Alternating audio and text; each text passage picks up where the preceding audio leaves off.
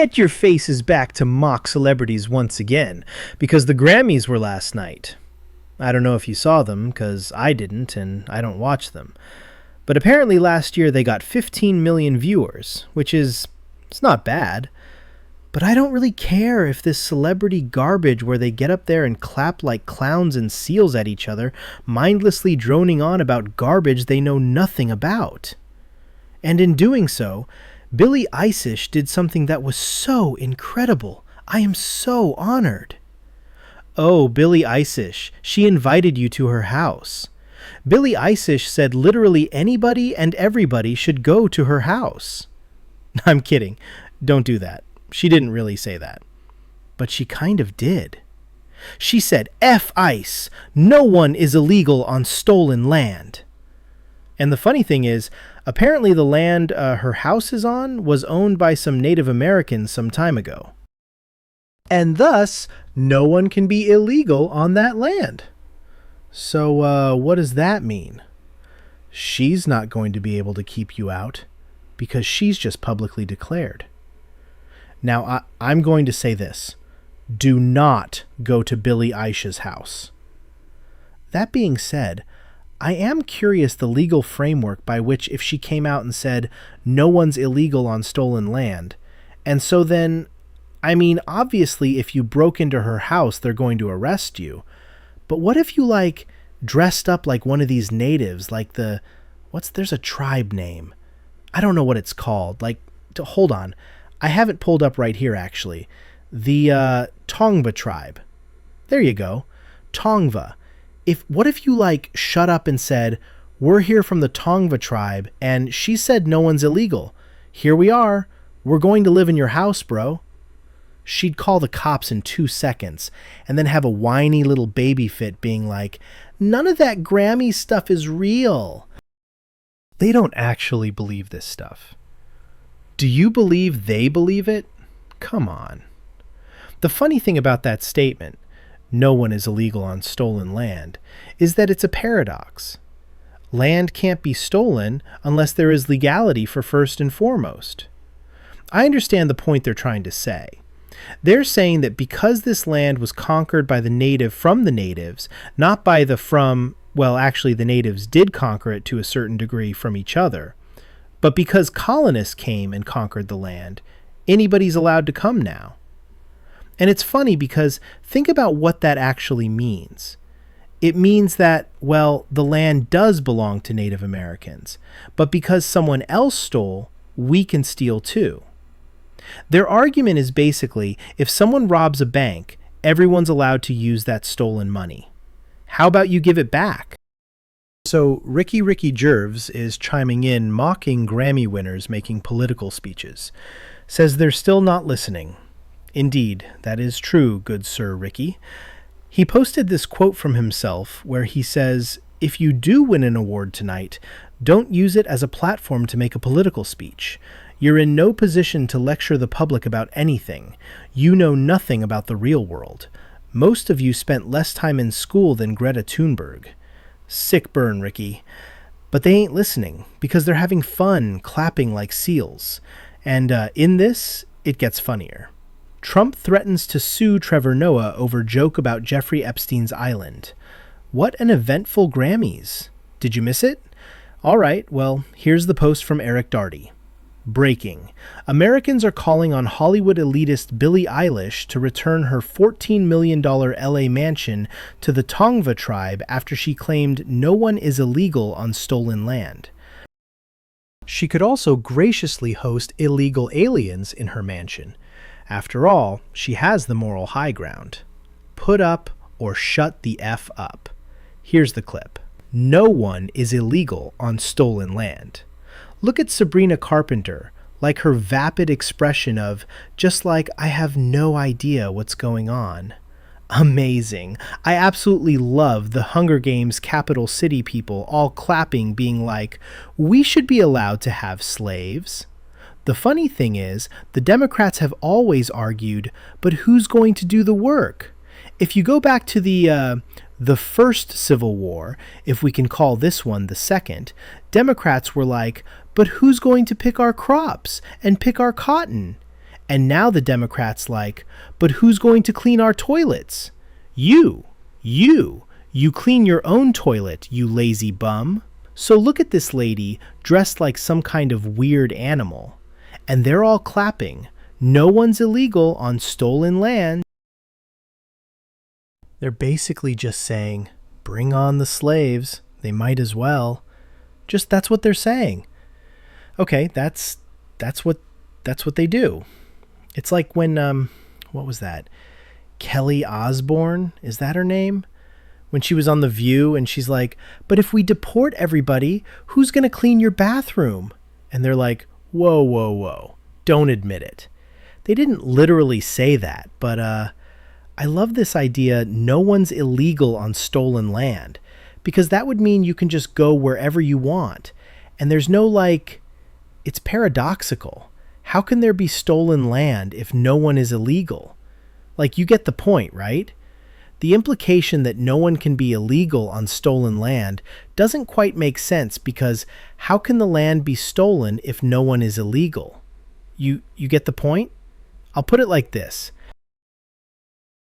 The moment a human walked upon the land for the first time and said it's mine, it was his.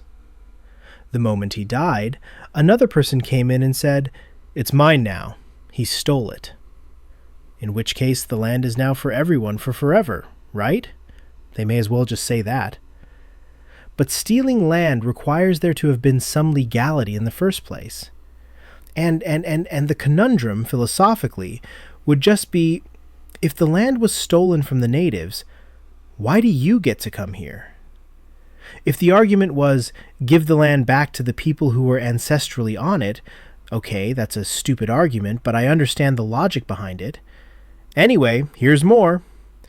And yeah, it's just really hard to know what to say and what to do right now. And I feel really Google hopeful in this room. And I feel like we just need to keep fighting and speaking up and protesting. And our voices really do matter, and the people matter. And she just says, they censor it like they're all just clapping seals. They have no idea what they're talking about, why they're talking about it. It is ridiculous. Well, the Grammys haven't been doing all that well anyway. But here's the issue I take with it, right? You want me to watch the show. Have something interesting happen. When Ricky Gervais hosted it and told all these woke losers to shut up because they're nuts, I was kind of like, okay, that's not bad, right? Listen, I have heard the stupid line, no one is illegal on stolen land 800 million times. Okay? So I don't know what you think you're doing when you say you may as well just say, safe flight repair, safe flight replace, and then be like, it's a slogan. It's meaningless. There's nothing behind it. Donald Trump's upset with the Grammys. He wants to sue Trevor Noah. He's not gonna. He might actually. Trump does sue quite a bit of people. So you guys let me know what you think. Should Trump sue Trevor Noah in the comments below? I'm gonna go ahead and say everyone's gonna say yes. Yes, he's going to. Okay, well, here you go. President Donald Trump has threatened to sue Trevor Noah over a joke at last night's Grammy Awards, saying in an overnight post on Truth Social that the comedian's crack claiming he visited Jeffrey Epstein's island was false and defamatory. This is actually an interesting potential suit, and I'll explain. No, host of the Host the Award show had poked at Trump's relationship. We get it. Quote, that is a Grammy that every artist wants almost as much as Trump wants Greenland. Which makes sense. I mean, because Epstein's island is gone, he needs a new one to hang out on with Bill Clinton. Trump then said, no, a total loser. Better get his facts straight and get him straight fast. it looks like I'll be sending my lawyers to sue his poor, pathetic, talentless dope of an MC and suing him for plenty $sign. Here's the thing. He's Noah's joking, okay? But I don't know that you can just assert that as a defense, right? Because humor comes in many different forms. It's one thing to say it's a joke not intended to be taken seriously. It was a legitimate claim. However, comedy, I don't think whether you intend to make someone laugh or not, it should shield you from asserting a false claim. Now that EP, because Epstein's Island is gone, he needs a new one to hang out with. If he had said, because Epstein's Island is gone, they'll have to make a new hangout for him and Bill Clinton, he can argue I'm saying when he does go in the future. By saying he needs a new one, it implies he did in the past. And this is defamation per se. He's straight up saying that Donald Trump's a diddler who went to Diddler Island with Bill Clinton. Well, that's going to be tough. I don't exactly know how something like that plays out. Here's the principal issue with Trevor Noah and his ilk. They use comedy as a mask for fake news. They'll say something like, you know what? If I were to say, who's a prominent Democrat right now that I could drag mercilessly? Maybe I shouldn't. Maybe I shouldn't per, a Democrat senator. Oh yeah, I saw him at the grocery store trying to buy pizza, just like how he bought little boys to grape. And then the joke there is, I didn't actually see the senator buying pizza, just like he didn't actually buy little boys. You get the point. They do this trick where they say things that are false, but they assert there's a truth to the joke, and the humor is in the absurdity, not in the falsehood. Then when they get challenged to say, it was just a joke, the other thing these scumbags do is they just manipulate whatever you say. You go, I got asked, this is really funny, I got asked to go on the Bulwark podcast.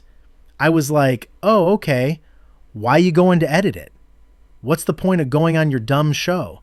You guys lie about everything. It's ridiculous. We live in a world where these people make up things and parrot things. And the unfortunate reality is that what distinguishes the left and the right is your willingness to understand what is really going on. So I was, as I always start every story, playing poker recently. And I met a guy, cool dude. And he said, he asked me, what makes someone left or right? And I said, honestly, nothing. That it's just which side are you on? Which team jersey do you wear? I was like, I really do think, though, as I often say, that it is, do you believe the truth or do you believe the lies? If you believe the lies, you're a liberal. If you believe the truth, you're a conservative. Even though you're not politically or policy driven, it makes no sense. Of course, the liberals will assert the alternative. So they're unsubstantiated, uncorroborated claims. By all means, you go back to Epstein's actual emails and you look at the 2016 stuff, and there's bad stuff about Trump. No problem. But the liberals are believing. So here's what happens. Trump gets accused of being friends with Epstein for years. Then in 2025, a bunch of wackaloon libs call the FBI and say, Trump's a pedo. Those get put into the FBI files on Epstein. Then they release the files and everyone's like, aha! And I'm like, guys, take a look at the ones from 2013 and 2016 accusing Trump. Don't believe the fake ones. I'm not here to defend Trump. That's always how it goes, isn't it? Liberals just believe whatever it is they're told. Thus, no one's illegal on stolen land. Have you ever thought about that? Thought about that just for 2 seconds. How can land be stolen? Right? First question. That has to imply some kind of legal structure, right? If the land is stolen, then no one is illegal on it, including the people who stole it. In which case, they can just take it. Just these people. All right, you get it. I'm going to wrap it up there. We got more coming up here throughout the day. Stick around, stay tuned, smash the like button, share the show. Thanks for hanging out, comments, all that good stuff, and we'll see you all in the next segment.